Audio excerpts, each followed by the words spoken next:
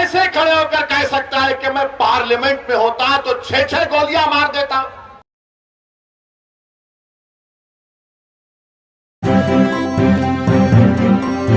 Media voice, आपकी आवाज। अजीज दोस्तों और बुजुर्गों, आपके सामने ये भी बताने आया हूं कि उत्तराखंड में हमारे मीडिया के लोग, जरा कैमरा कर लो मुझ पे, मसाला दे रहा हूं आपको शाम के 6 बजे के लिए। हमारा निकाह करना 7 बजे। माशाअल्लाह हफ्ते में 2 बार हमारा अख्त होता है टीवी के ऊपर, निकाह होता है हमारा, दूल्हा बनाकर पेश किया जाता है हमको। देखो ये बोला, ये बोला, वो बोला, ऐसे बोला, वो बोला। अरे अल्लाह जबान दिया तो बोलने के लिए दिया ना, गुंगा रहने के लिए तो नहीं दिया है ना। संविधान के दायरे में रहकर बोल रहा हूं, तुमसे संविधान सीखना नहीं है, मैं तुमको सिखा सकता हूं संविधान। उत्तराखंड हरिद्वार में एक धर्म संसद हुआ। क्या हुआ? अब धर्म संसद में उत्तराखंड में बीजेपी की सरकार, आज भारत के प्रधानमंत्री नरेंद्र मोदी गुजरात में ईसाइयों के चर्च में जाकर कहा कि भारत की अखंडता को बरकरार रखना है, भारत की यूनिटी को बरकरार रखना है। देश के प्रधानमंत्री ने कहा बड़ी अच्छी बात है, बड़ी अच्छी बात है, मगर हम देश के प्रधानमंत्री से पूछना चाह रहे हैं कि उत्तराखंड में आपकी सरकार है और उस सरकार में वहां पर एक धर्म संसद हुआ जिसमें उसका नाम क्या रखा गया? इस्लामिक भारत में सनातन का भविष्य। ये हुआ है। अच्छा, उसमें क्या कहा गया? उसमें चलिए मैं लफ्ज़ मुसलमान नहीं बोलूंगा क्योंकि योगी और मोदी और उनके चमचों को बड़ी आपत्ति होगी। मैं ये कहूंगा कि उन्होंने असदुद्दीन ओवैसी के बारे में ये कहा, एक महाशय ने कहा कि काश मैं एमपी होता तो मनमोहन सिंह को गोलियां मार देता। देश का मनमोहन सिंह 10 साल का प्रधानमंत्री, अगर मैं पार्लियामेंट में होता तो एक महाशय बोले, उनका नाम नहीं बोलना चाह रहा हूं मैं, ना छोड़िए, नाम तो सिर्फ अल्लाह का रहेगा, याद रखो, नाम तो सिर्फ अल्लाह का रहेगा और किसी का नाम नहीं रहेगा इंशाअल्लाह ताला। अब उस पर भी इनको तकलीफ हो जाएगी। तो एक महाशय ने कहा कि अगर मैं पार्लियामेंट में होता तो नाथूराम गोडसे की तरह 6 गोलियां भारत के एक्स प्राइम मिनिस्टर को गोली मार देता। अब आप सोचिए थोड़ी देर के लिए, जो मोदी के भक्त थे उनसे भी कह रहा हूं, अगर कोई फेसबुक पर योगी और मोदी के बारे में कुछ अनाप शनाप लिख दे तो 4 घंटे के अंदर हजरत पुलिस उसके घर को पहुंच जाती, चल हमारे साथ। खाली फेसबुक पर देश के एक प्रधानमंत्री के ओहदे पर रहने वाले मनमोहन सिंह से कहा जा रहा है कि अगर हम होते तो तुझे 6-6 गोलियां मार देते। आपको मालूम, लंबा अरसा हो चुका ये होकर, 4-5 दिन हो चुके, एक भी गिरफ्तारी नहीं हुई, एक भी गिरफ्तारी नहीं हुई है। अरे मनमोहन सिंह की तो इज्जत नहीं करते तो देश के प्रधानमंत्री के ओहदे की तो इज्जत करो। आज मोदी प्रधानमंत्री है, कल कोई और होगा इंशाअल्लाह, मगर उस ओहदे की तो अजमत, उसका इकबाल रहना चाहिए ना। कोई कैसे खड़े होकर कह सकता है, कोई कैसे खड़े होकर कह सकता है कि मैं पार्लियामेंट में होता तो 6-6 गोलियां मार देता। मगर कोई एक्शन उत्तराखंड की बीजेपी की सरकार ने नहीं लिया। एक और महाशय थे, उन्होंने क्या कहा? उत्तराखंड के ईसाइयों को कहा क्रिसमस नहीं मनाना, क्रिसमस मनाओगे तो फिर तुम्हारी खैर नहीं है। अच्छा, एक और महाशय ने कह दिया कि मैं भगवा संविधान दे रहा हूं। अब हम पूछना चाहते हैं मोदी जी से, क्या आप ये भगवा संविधान को लेकर आएंगे या अंबेडकर के बनाए हुए संविधान को बरकरार रखेंगे?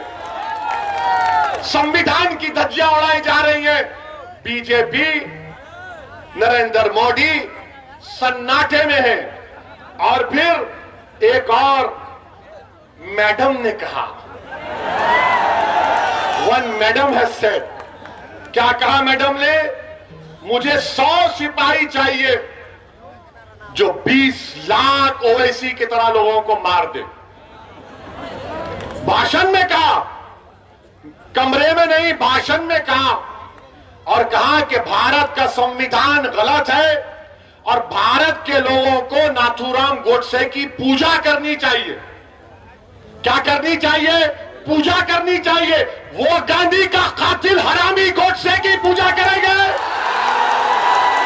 इस आजाद हिंदुस्तान का अगर सबसे पहला टेररिस्ट कोई था, नाथूराम गोडसे था। और मैडम बोल रही है उसकी पूजा करनी चाहिए। अच्छा, एक और महाशय बोले, क्या बोले कि आप वो अपील कर रहे हैं, अपने हिंदू भाइयों से कह रहे हैं, मुझे यकीन है कि हिंदू भाई उसका नहीं मानेंगे, कह रहे कि हथियार उठा लो ताकि 2029 में कोई मुसलमान प्रधानमंत्री ना बन जाए। और फिर वही एक और साहब कह रहे हैं कि जिस तरह म्यांमार में रोहिंग्या मुसलमानों को उनके मुल्क से निकाल दिया गया, उसी तरह मुसलमानों से उस तरह का हशर करना चाहिए। कोई मुकदमा नहीं, कोई गिरफ्तारी नहीं।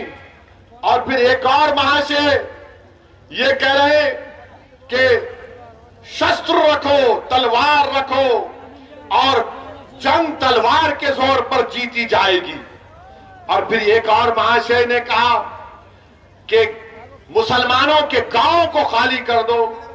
और एक और महाशय ने कहा कि जब तुम हमारी इस धर्म संसद से जाओगे तो ये इरादा करके जाओ कि किसी को नहीं छोड़ा जाएगा, रोहिंग्या मुसलमानों की तरह भारत के मुसलमानों का हशर कर दिया जाएगा। मैं नरेंद्र मोदी से एक सवाल कर रहा हूं, आपने गुजरात में आज कहा कि देश की यूनिटी को, अखंडता को बरकरार रखना चाहिए। बताओ, देश के प्रधानमंत्री, आप मेरे भी प्रधानमंत्री हैं, आप देश के प्रधानमंत्री हैं, आपने भारत के संविधान पर हल्फ लेकर भारत के तमाम नागरिकों की हिफाजत का जिम्मा आपने लिया है। बताओ क्या आप इनकी बातों से मुत्तफिक है? अगर नहीं है तो फिर ये खुले क्यों घूम रहे हैं? और बाबा ये बताओ, ठोक दो, क्या करोगे तुम अब? ये धर्म संसद में इस तरह की बकवास कही गई और वहां के डीजीपी साहब कहते हैं अनलॉफुल एक्टिविटीज प्रिवेंशन एक्ट नहीं लगेगा। डीजीपी साहब, हमको भी थोड़ा कानून आता है, आपकी तरह नहीं आता होगा, मगर भारत का कानून यह है कि जब भारत की आर्मी से कह रहे हैं लोग मुसलमानों को मार दो, तो क्या आप 121A का दफा नहीं लगा सकते?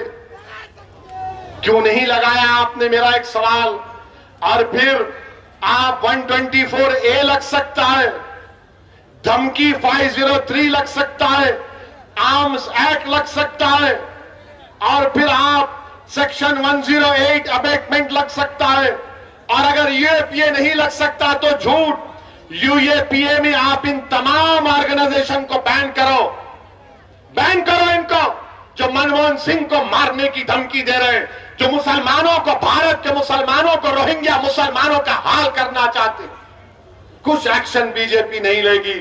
मेरे अजीज दोस्तों और बुजुर्गों, ये इस तरह की बातें ये लोग कर रहे हैं और बीजेपी के लोग ओवैसी की 45 सेकंड की तकरीर पे पेट में दर्द हो जाता है। आप सोचिए, नहीं ये जज्बात में लाने के लिए नहीं कह रहा हूं, याद रखिए, ये अंग्रेजी में बोलते ना, नहीं ये फ्रिंज है, ये फ्रिंज नहीं, ये मेन एलिमेंट है। जो बीजेपी इनकी सरपरस्ती कर रही है, बीजेपी इनकी तारीफ कर रही है, संघ परिवार इनकी सरपरस्ती कर रही है और इस तरह के बुरे ख्यालात इनके अब बताओ आप कि एक मजहब के मानने वालों को जो भारत के बाइज्जत शहरी है, अकलियत है, अल्पसंख्यक है, माइनॉरिटी है, उनको मारने की बातें हो रही हैं और कोई केस, कोई गिरफ्तारी अब तक नहीं होती। अच्छा, अब सवाल यह पैदा होता है कि क्या अखिलेश यादव की पार्टी ने इनके खिलाफ कंप्लेन की? उत्तराखंड में भी समाजवादी है, कांग्रेस इलेक्शन लड़ने जा रही है, क्या कांग्रेस ने कंप्लेन दी? किसने दी? मजलिस इत्तेहादुल मुस्लिमीन के डॉक्टर नैयर कासमी ने जाकर कंप्लेन दी। क्यों कंप्लेन नहीं दी समाजवादी और कांग्रेस ने? तो बोलेंगे वो वोट नहीं मिलेगा हमको, वो वोट नहीं मिलेगा हमको। अरे तुम वोट की क्यों बात कर रहे? देश को बचाओ। जब देश बचेगा तो जमहूरियत रहेगी। ये देश में अनार्की पैदा करना चाह रहे, मगर समाजवादी कुछ नहीं बोलेगी, कांग्रेस कुछ नहीं बोलेगी। और क्या बोलेगी? ये ओवैसी का भड़काऊ भाषण होता है, ये भड़काऊ भाषण देता है।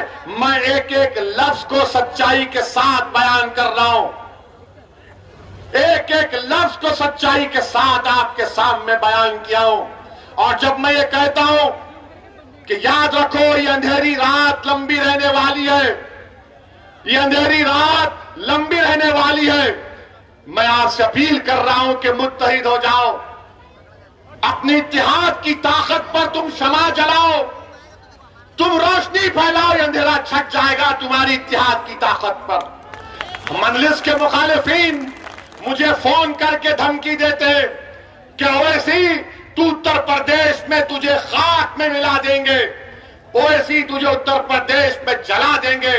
तो सुनो, मैं तुमसे कह रहा हूं, तुम मुझे जलाओगे भी, तुम मुझे खाक में डालोगे, मेरा जलना कई घरों को रोशन कर देगा इंशाअल्लाह ताला।